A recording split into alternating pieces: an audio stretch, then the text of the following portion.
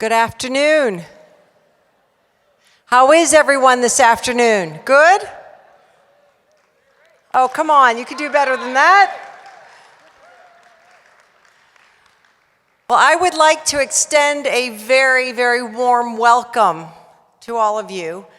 I'm Susie Shipley, the president of Huntington Bank here in the Pittsburgh and the Ohio Valley region, and I'm very, very excited to be here, and I'm very excited to welcome you all this afternoon. I'd like to start by reading a quote to you.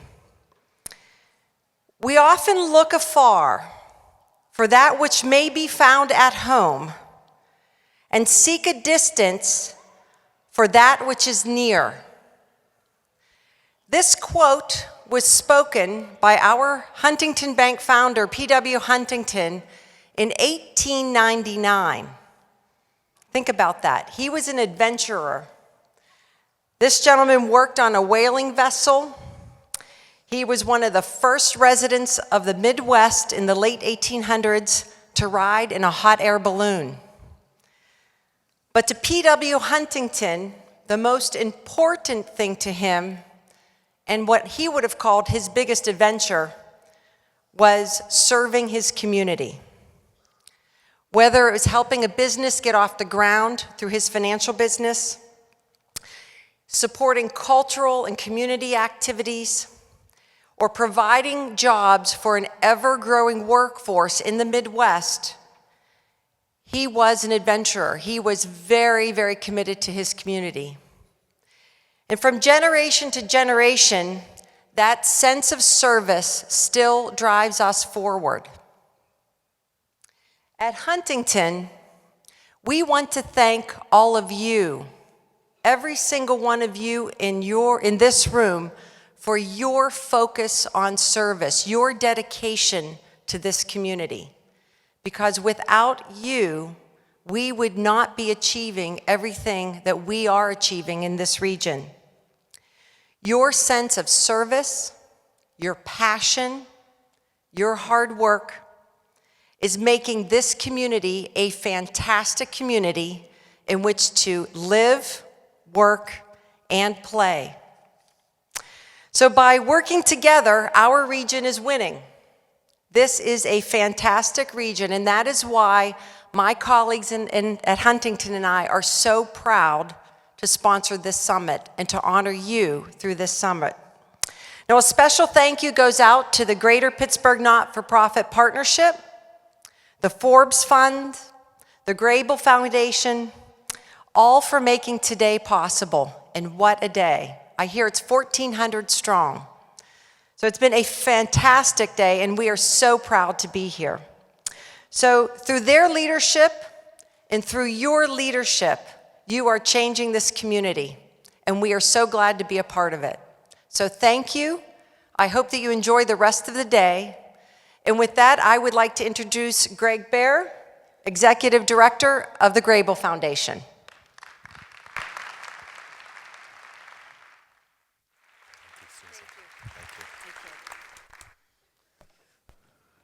Would you please join me in thanking Huntington Bank and Susie for her leadership on behalf of us all?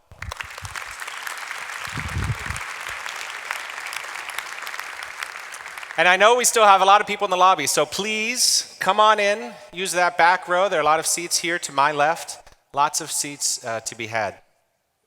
So thank you. I'm honored to chair this summit for the third time.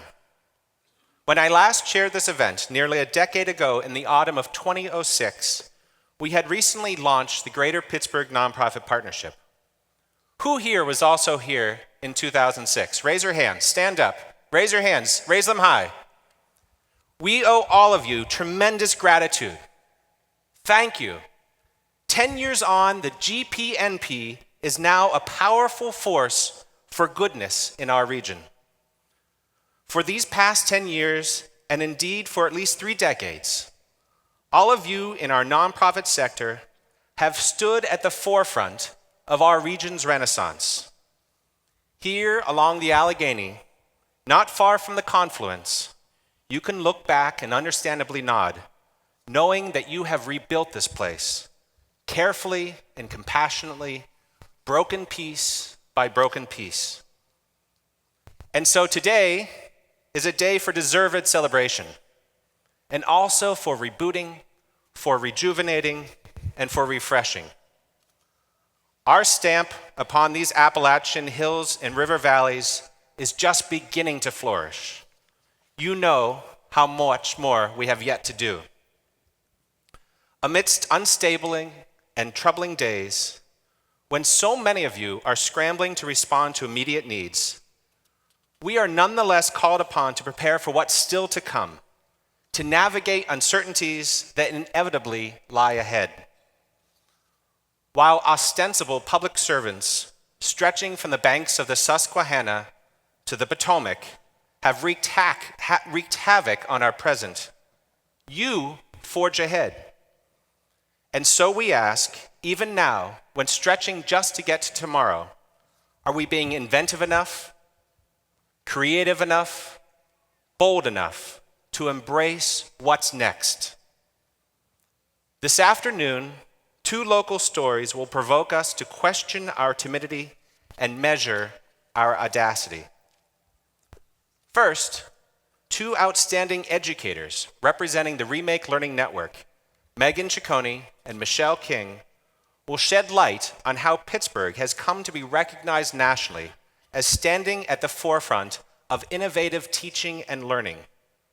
More than 250 schools, museums, libraries, early learning centers, out-of-school programs across our region are setting the pace in America for reimagining learning for kids so that they acquire the knowledge, skills, and dispositions to become future ready. Next, a savvy entrepreneur, Emily Kennedy, will explain how she's using new methods to address the horrible scourge of human trafficking. A finalist for this year's Upprize, her company joined more than 100 others in proposing novel solutions to community problems. These innovators teamed up with many of you to reimagine social services for vulnerable populations here in Pittsburgh and beyond. We've titled this session, Remake This World. That's what called each of us to this work, isn't it? Who here hasn't sacrificed your time, your talent, and your treasure in service of what's right and what's good? Each of you has. You are the crux of goodness in Pittsburgh and across this world. And this world needs you now as much as it ever has.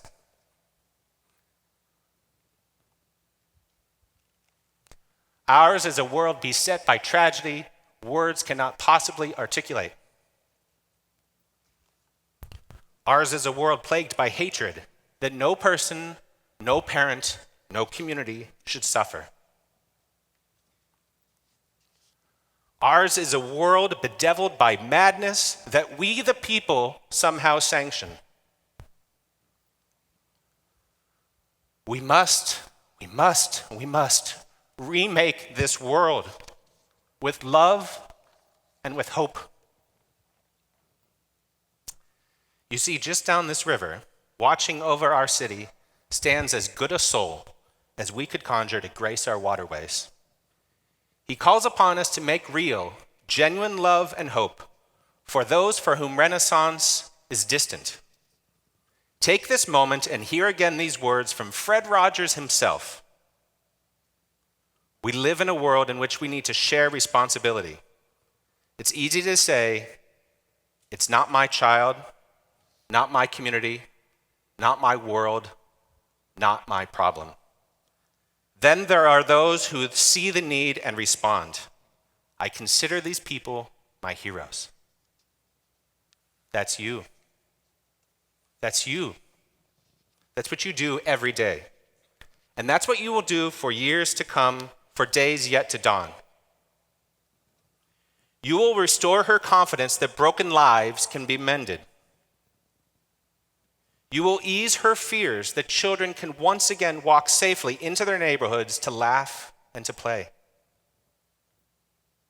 You will light their candles to shine ever more brightly during even more painful days ahead. You will comfort her, surrounding her family with the support they sorely need and deserve. You will promise him a future his family has not yet known. You will restore what had been a family's dream. You see, you will notice and you will help, especially when others are numb to what's right in front of them. Now, many in this world, and maybe some of us even here, will look for superheroes to make things right. We don't need superheroes. You are our heroes. You are Fred's heroes. You know that love and hope is what wakens a mother and a child, knowing that their pantry is rich with nutritious bounty. You know that love and hope is what animates a room full with inquiring minds, tinkering and imagining and inventing. You know that love and hope is what instills belief that together, anything really is possible. And so while we celebrate our region's new dawn, we know too that at the heart of rebirth are people whom we know, people who still suffer from terrible neglect and poverty, from unbroken violence, and from the ills that belie our region's renewal. So let us remake this world, starting here yet again, with expectancy, with grace, and with audacity. I'm honored to welcome to this stage 3 women who are showing us the way. Thank you.